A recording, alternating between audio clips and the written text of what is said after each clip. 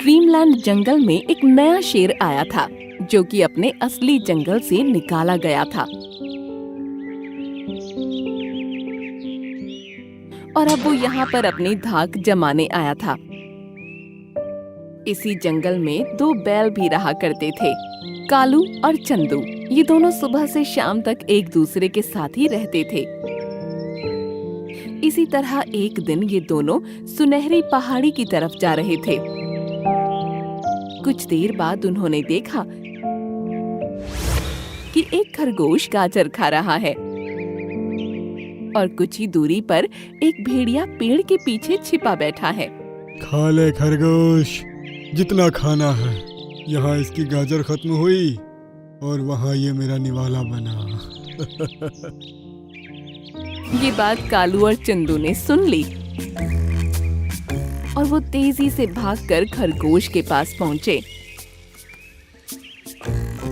पिंकू खरगोश, जल्दी से भाग जाओ, एक भेड़िया तुम पर हमला करने वाला है। क्या कहा? भेड़िया कहाँ है वो? वो उस पेड़ के पीछे है। अरे बाप रे, इतना बड़ा भेड़िया, भागो! ये कहकर वो खरगोश तेजी से वहाँ से भाग निकला और तभी भेड़िया उन दोनों के सामने आया। तुम लोगों ने ये ठीक नहीं किया, देख लेना, तुमको इसका बड़ा खामियाजा भुगतना पड़ेगा। ये कहकर भेड़िया वहाँ से भाग निकला।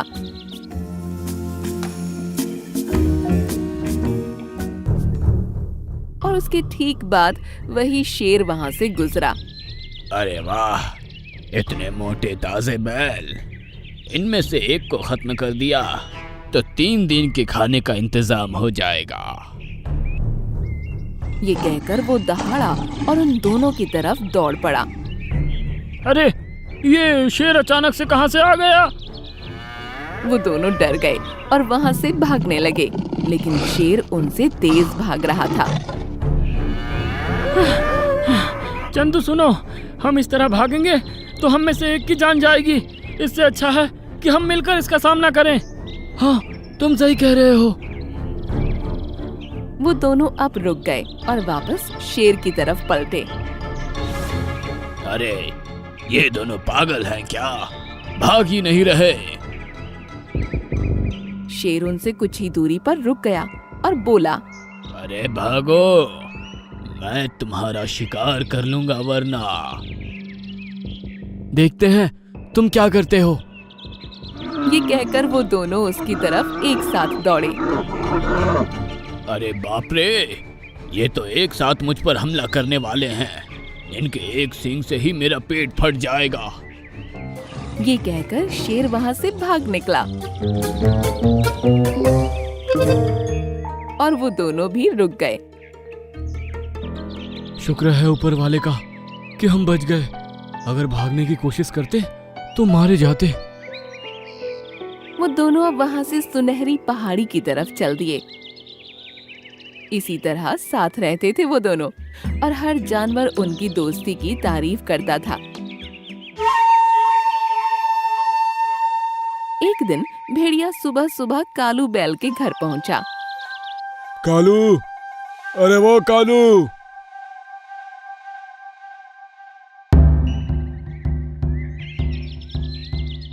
अरे भेड़िए, तुम यहाँ कैसे?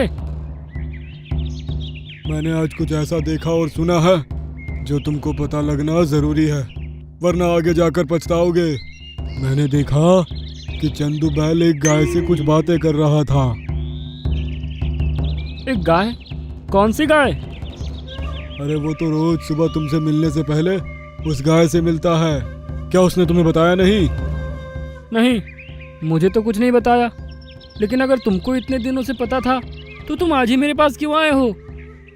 मुझे क्या मतलब, बेवजह तुमको उसकी बातें बताऊं?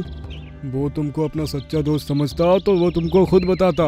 वो तो आज उसने ऐसी बात बोल दी कि मैं खुद को तुम्हारे पास आने से रोक नहीं पाया। क्या कहा उसने? वो गाय कह रही थी कि तुम्हारा कोई दोस्त है मेरे अलावा। तो उसने कहा, हाँ, एक बैल है, कालू नाम है उसका। फिर उसने कहा कि मुझे भी अपने दोस्त से मिलवाओ। तो पता है उसने क्या बोला? क्या बोला? बताओ ना। उसने कहा कि वो कालू बहुत बुरा दिखता है, एकदम काला अंधेरे की तरह, कोई देखे तो दोबारा देखने का मन भी ना करे। मैं तो बस मजबूरी में उसके साथ रहता हूँ, वरना मेरा बस चले तो मैं पूरा दिन तुम्हारे साथ गुजारूं, लेकिन तुम बस सुबह के टाइम ही यहाँ चरने आती हो।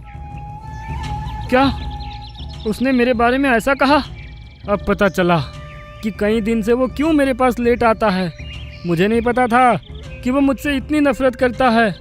मेरा काम तो बस बताना था। ओह, उससे मेरा नाम मत लेना तुम। नाम तो तब लूँगा जब मैं उससे बात करूँगा। मैं तो अब उसकी शक्ल तक नहीं देखना चाहता। ये हुई ना बात।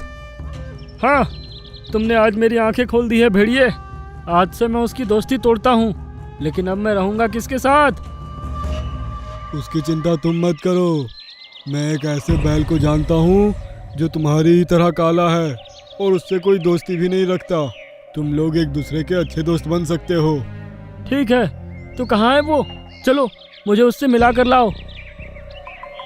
अभी नहीं, वो तुमको शाम को मिल सकता है। वो जो सुनहरी पहाड़ी है ना, उसके थोड़े आगे ही बस उसका घर है। ठीक है, तुम मुझे शाम को उससे मिलाने ले चलना। आज पूरा दिन मैं उस घमंडी चंदू के बिना ही गुजारूंगा। ये सुनकर भेड़िया खुश हुआ और वहाँ से चल दिया। मुझे पहले इस चंदू की असलियत पता होती तो बहुत पहले इससे दोस्ती तोड़ देता। भेड़िया आज न जाने क्यों बहुत खुश था। शाम को वो कालू के घर पहुंचा और उससे बोला, आओ कालू, मैं तुमको तुम्हारे नए दोस्त से मिलवा लाता हूँ। हाँ ठीक है भेड़िए, चलो चलते हैं। कालू अब भेड़िए के साथ हो लिया। भेड़िया उसको सुनहरी पहाड़ी ले गया और उसके बाद उनको जंगल का ऐसा इलाका नजर आया जहाँ पर बड़ी बड़ी घास उगी हुई थी। और कितना दूर है?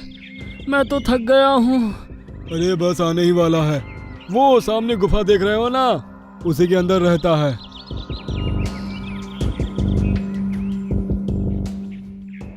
क्या कहा? एक बैल गुफा के अंदर रहता है? ऐसा कैसे हो सकता है?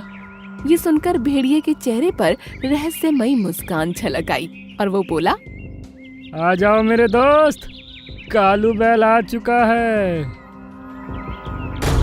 ये कहते ही वही शेर गुफा के अंदर से निकला और कालू को देखकर खुश होने लगा। अरे वाह भेड़िए, तुमने तो अपना वादा निभा दिया। हाँ सरकार। ये क्या भेड़िए, तुमने मेरे साथ धोखा किया? हाँ किया मैंने धोखा। तुम दोनों की वजह से उस दिन मैं भूखा रह गया, इसलिए मैंने शेर के साथ मिलकर ये चाल चली। अब तुम मेरा और शेर दोनों का खाना बनोगे। ये सुनकर कालू बैल का दिल दहल उठा। शेर उसकी तरफ भागा और कालू उसको अपनी तरफ आते हुए देखने लगा। क्या हुआ? इतना डर लग रहा है कि भागने की भी हिम्मत नहीं हो रही है? शेर कालू बैल पर झपटने ही वाला था कि तभी एक तरफ से चंदू बैल आ गया और उसने शेर को ऐसी टक्कर मारी कि शेर बहुत दूर जा गिरा।